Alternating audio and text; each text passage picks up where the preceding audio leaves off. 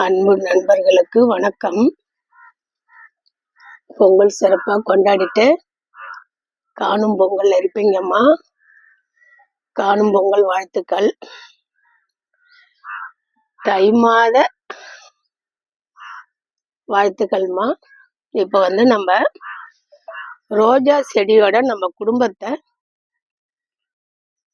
சேர்த்து வீடியோ போடுறோம்மா. ரோஜா செடி நம்ம தோட்டத்துல 10 செடிக்கு இருக்காங்கம்மா. இதுல எல்லோ மஞ்சள் தாய் பிளான்ட்டா வாங்கி வச்சு ஆர்வத்துல அது சரியா மேலோட்டமா வச்சுட்டோம்மா. மண்ணெல்லாம் அருமையான மண், தோட்ட மண்புழு இருந்தாங்க. அது மேலாட வச்சதுனால மஞ்சள் காய்ஞ்சிடுச்சுமா. அது எப்படியோ நானும் நிழல்ல வச்சு ட்ரை பண்ணேன். வேரெல்லாம் முத்தினதுனால போயிட்டு வரமான்னு சொல்லிட்டாங்க. இது நம்ம குடும்பத்துக்கு ஈக்குவலுமா. 10 அதாவது ஒரு குடும்பத்துல கூட்டு குடும்பம்னு வச்சுக்கலாம். நம்ம குடும்பத்திலேயே ஒரு 4 பேர் மினிமம் வச்சுக்கிட்டா ஒருத்தவங்க நல்லா படிச்சிருப்பாங்க, ஒருத்தவங்க நல்லா சம்பாதிப்பாங்க, ஒருத்தவங்க கொஞ்சம் ஏஜ்டு பர்சனாக இருப்பாங்க, ஒருத்தவங்க தான் வீட்டு வேலையெல்லாம் செய்கிற மாதிரி இருப்பாங்க. சரிங்களா? அது எல்லாத்தையும் அந்த குடும்பத்தில் இருக்கிற அந்த சம்பாதிக்கிற ஒருவரால் நிவர்த்தி ஆகும்போது இந்த ரோஜா செடிங்களும் அப்படிதாம்மா. முள்ளும் இருக்கும், மலரும் இருக்கும், கலர்ஃபுல்லான இலையும் இருக்கும். நம்ம வாழ்க்கையின் வசனங்கள் மாதிரியே நம்ம வாழ்க்கையில் ஒரு சில மனக்கவலை வரும்போது உடனே நமக்கு ஒரு 10 நிமிஷம் 20 நிமிஷத்துல ஒரு நல்லது நடக்கும். அப்போ என்ன நினைக்கணும், நம்ம ரொம்ப சோர்ந்து போகக்கூடாதுமா. எதையும் ஈஸியாக எடுத்துக்கணும். இவங்க பாருங்க, ஒரு ரோஜா செடி வேருடன் வாங்கி இதை மஞ்சள் ரோஸோட வச்சோமா. மஞ்சள் தான் அப்படி ஆயிட்டாங்க. இந்த ரோஸோடைய தண்டு எவ்வளோ பெருசு, எவ்வளோ மொத்தமா எவ்வளோ ஆரோக்கியமா இருக்காங்க பாருங்க. இதுல குட்டி குட்டி துளிர்லாம் இவங்கெல்லாம் ஒரு குழந்தை மாதிரி. இந்த குட்டி துளிர்லாம் ஒரு குழந்தை மாதிரி. சரிங்களா? இங்க பாருங்க, இன்னும் அந்த தண்டு பெருசுல இங்க 4 கிளையா ஆகுறாங்க பாருங்க. 4 கிளை 4 மொக்கு வந்துட்டாங்கம்மா. இவங்க திருமணமான ஒரு பொண்ணு மாப்பிள்ளையோடைய லைஃப்பை இவங்க எடுத்து காட்டுறது. ஒரு மேரேஜ் ஆயிடுச்சு, இப்ப அவங்க குழந்தை, அந்த மாதிரி நம்ம இதை வச்சுக்கிட்டோம். இலையெல்லாம் எவ்வளவு ஃப்ரெஷ்ஷா இருக்காங்க பாருங்க. இதே மாதிரி தான்மா நம்ம குடும்பம் மீன்ஸ் விட்டு கொடுத்து போறதல். ஒருத்தவங்க கோபமா பேசும்போது நம்ம அமைதியாயிடுது. நமக்கு ஒருத்தவங்க செய்யறது அது மன கஷ்டம் வரும்.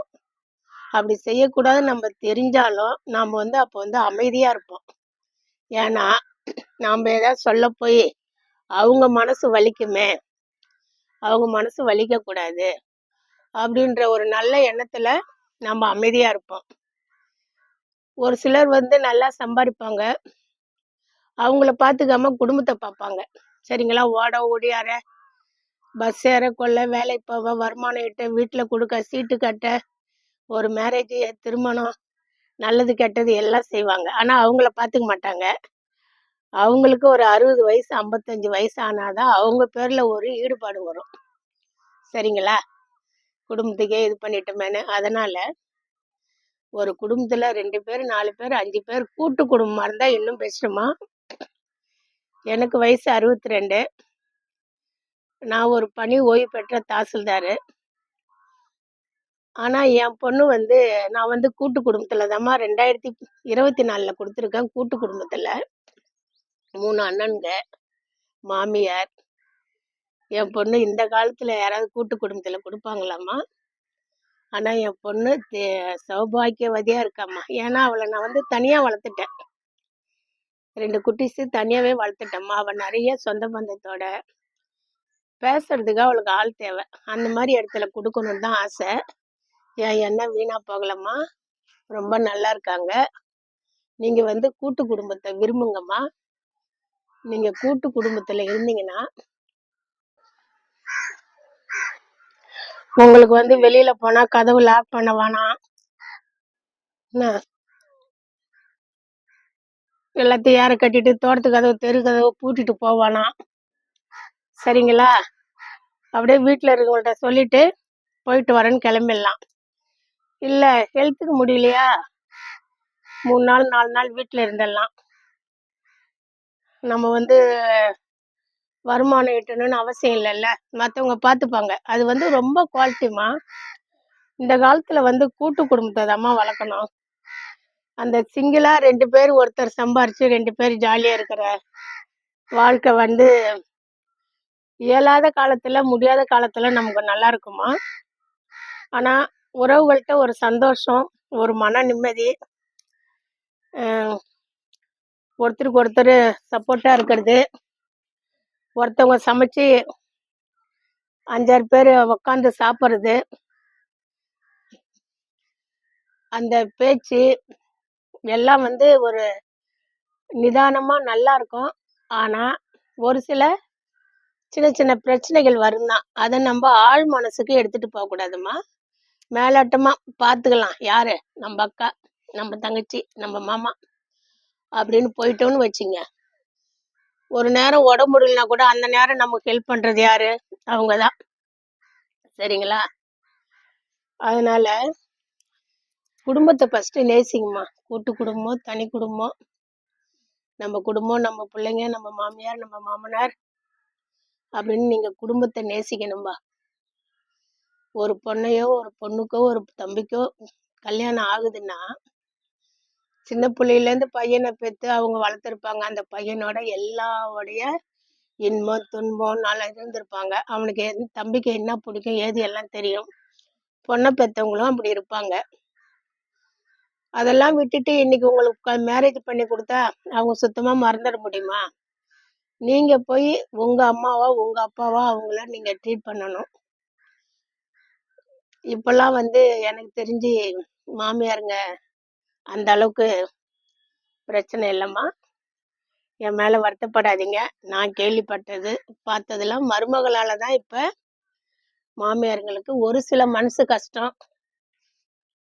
என்னம்மா இப்படி சொல்றேன்னு நினைக்காதீங்க. இப்பெல்லாம் கூட்டு குடும்பம் கொஞ்சம் கொஞ்சமா பெருகிட்டு வருது. ரொம்ப நல்ல பழக்கமா அது.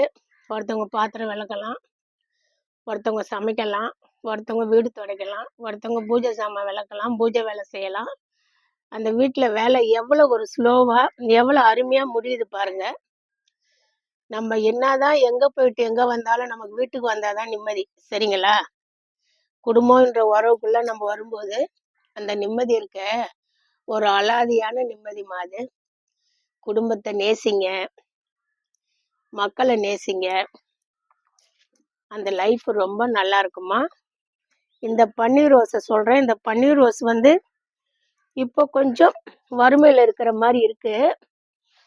ஏன்னா எல்லாத்தையும் கவாத் பண்ணி விட்டு வறுமையில இருந்தாலும் பாருங்க செழிப்பா வராங்க பாருங்க. இதான் நம்ம குடும்பம் கொஞ்சம் கஷ்டப்பட்டாலும் கொஞ்சம் மேல வர்றதுக்கு இது வந்து குடும்பத்தை சொன்னது. பாத்தீங்களா? கவாத்து பண்ணி விட்ட உடனே எப்படி வராங்க. அப்ப இவங்க கொஞ்சம் நொடிஞ்சு திரும்ப கிளம்பிட்டு இருக்காங்க. சரிங்களா?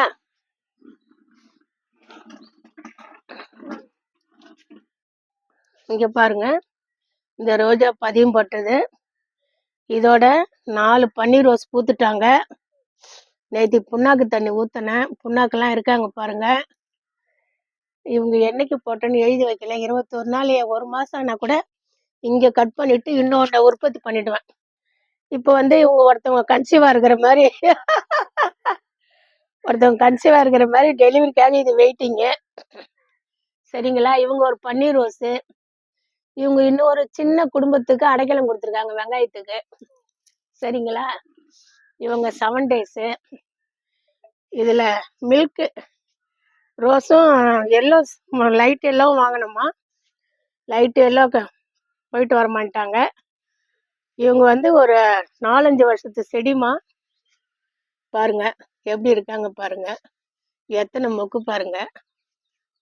இந்த மாதிரி நம்ம செடிகளை பராமரிச்சா இந்த 7 டேஸ் 5 வருஷத்து செடி எத்தனை கிளைகள் எத்தனை பிரான்ச்சு எவ்வளவு செழிப்பா இருக்காங்க பாருங்க. இதுதான் ஒரு தாய் தந்தைக்கு குழந்தைங்க பிறந்து மேரேஜ் ஆகி திருமணம் ஆகி பேரம்பேத்திகளோட கொள்ளு பேரனோட இருக்காங்கம்மா இந்த 7 டேஸு.